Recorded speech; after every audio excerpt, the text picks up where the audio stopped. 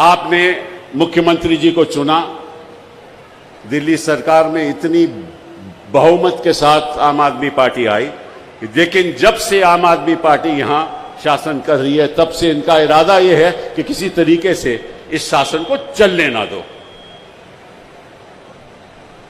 आपको मालूम है कि संविधान में, क्योंकि दिल्ली एक राजधानी है, इसलिए मैं सरल तरीके से आपको समझाना चाहता हूं।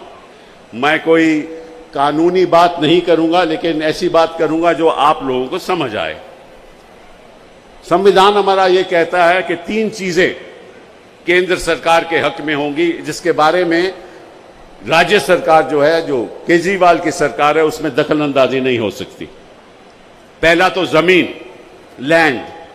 ये क्यों? क्योंकि अगर दिल्ली जो हमारी राजधानी है, वहां एक डेवलपमेंट होगी और किस तरह से मकान बनेंगे, किस तरह से इमारतें बनेगी, तो उसका सारा पावर जो है वो केंद्र सरकार को है, वो सही भी है। दूसरा, पुलिस। यहां कोई दंगे हो जाएं, यहां कोई फसाद हो जाए, तो क्योंकि राजधानी है, पुलिस की पावर भी केंद्र सरकार को होगी। और तीसरा, पब्लिक ऑर्डर, जिसको हम कहते हैं सार्वजनिक व्यवस्था। जहां तक पब्लिक ऑर्डर का भी सवाल है, वो भी पावर केंद्र सरकार को होगी। इसके अलावा कोई पावर केंद्र सरकार को नहीं होगी। केंद्र सरकार का हमेशा यह प्रयास रहा है कि किसी तरीके से भी सारी पावर खुद में समेट लें और जो आपकी चुनी हुई सरकार है उसको जीरो बना लें। हमेशा से यह इनका लक्ष्य रहा है, लेकिन जनता इनके साथ है। जनता भाजपा के साथ नहीं है, जनता मोदी जी के साथ नहीं है, जनता अरविंद केजरीवाल के साथ है। ये बात इनको गले में अटकी हुई है। तो इन्होंने क्या किया? इन्होंने केस कर दिया सुप्रीम कोर्ट में और ये कहने लगे कि जो भी ब्यूरोक्रेट हैं, जो भी अधिकारी हैं, वो भी हम चुनेंगे और जो हम कहेंगे वो करेंगे। तो मैं मोदी जी से पूछना चाहता हूं कि आपने फिर दिल्ली को एक लेजिस्लेटिव असेंबली क्यों दी? अगर आपने सारी पावर ही अपने हाथ में रखनी है तो फिर आप इसको यूनियन टेरिटरी की तरह चलाना चाहते हो। आपको मालूम है कि चंडीगढ़ यूनियन टेरिटरी है। आपको मालूम है कि कई ऐसी जगह हिंदुस्तान में है जो यूनियन टेरिटरी रही हैं और वहां कोई असेंबली नहीं है। असेंबली बनाने का मतलब क्या था? असेंबली बनाने का यही मतलब था ना कि जो लोग चाहें वही काम हो। लेकिन यहां लगता है कि जो मोदी जी चाहते हैं वही काम होना चाहिए।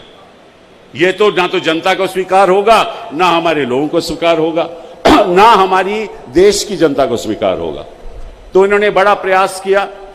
सुप्रीम कोर्ट में मामला गया। पहले 5 जजेस ने फैसला किया, उसके बाद दोबारा फैसला हुआ, दोबारा 5 जजेस का फैसला हुआ और इन्होंने कोशिश ये की कि लेफ्टिनेंट गवर्नर को द्वारा जो भी, देखिए, किसी भी मंत्री के नीचे एक सेक्रेटरी होता है। जो भी मंत्री और जो भी सरकार के फैसले होते हैं, उन फैसलों का पालन सेक्रेटरी को करना पड़ता है।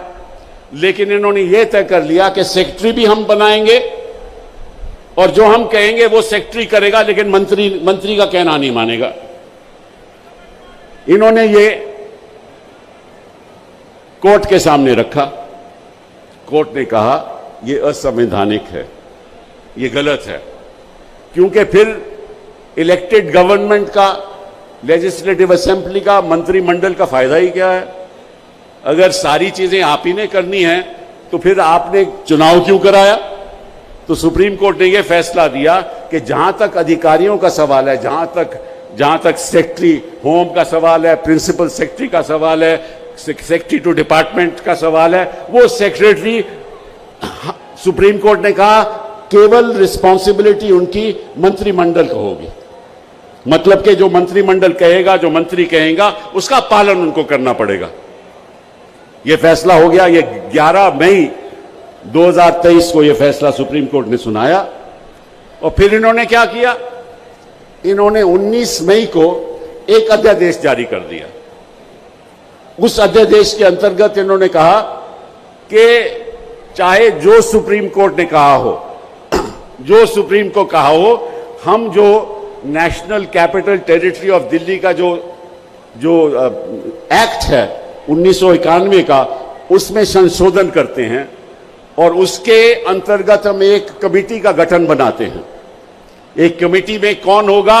एक तो मुख्यमंत्री जी चेयरमैन होंगे, उसके साथ प्रिंसिपल सेक्रेटरी होम होंगे और उसके साथ चीफ सेक्रेटरी होंगे, और साथ में कानून में यह कह दिया कि जो फैसले होंगे अगर आम सहमति से नहीं होते तो मेजॉरिटी से फैसले होंगे, और अगर मेजॉरिटी से फैसले होंगे तो दो तो वहां ब्यूरोक्रेट हैं, एक प्रिंसिपल होम सेक्रेटरी और एक चीफ सेक्रेटरी। वो किसके ब्यूरोक्रेट हैं? वो केंद्र सरकार के ब्यूरोक्रेट हैं।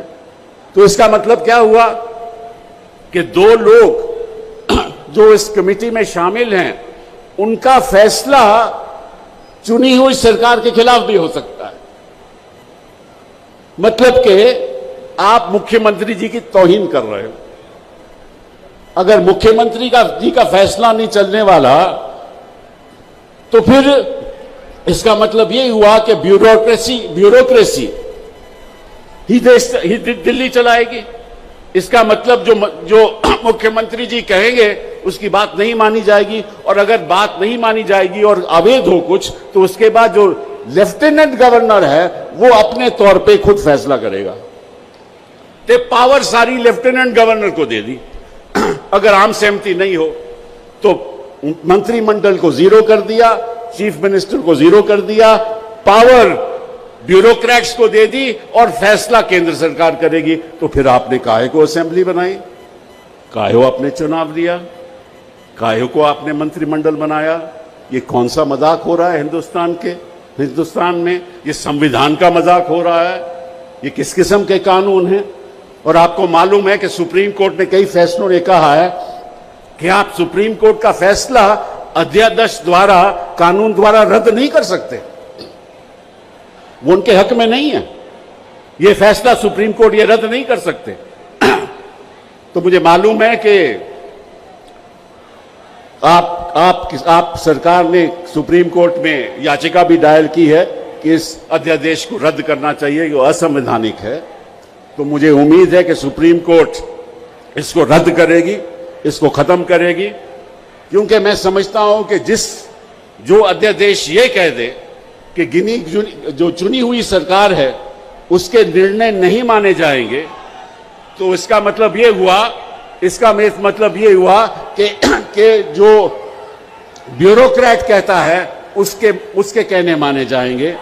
तो इसका मतलब कि असेंबली का कोई मतलब ही नहीं हो। केवल यही नहीं, हर एक मंत्रिमंडल के अंदर एक ब्यूरोक्रेट होता है, एक सेक्रेटरी होता है, उसकी भी नियुक्ति ये लोग करेंगे।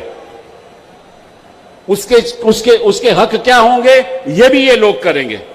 और अगर इसमें भी कोई मतभेद हो कमेटी में तो वो भी फैसला लेफ्टिनेंट गवर्नर करेगी।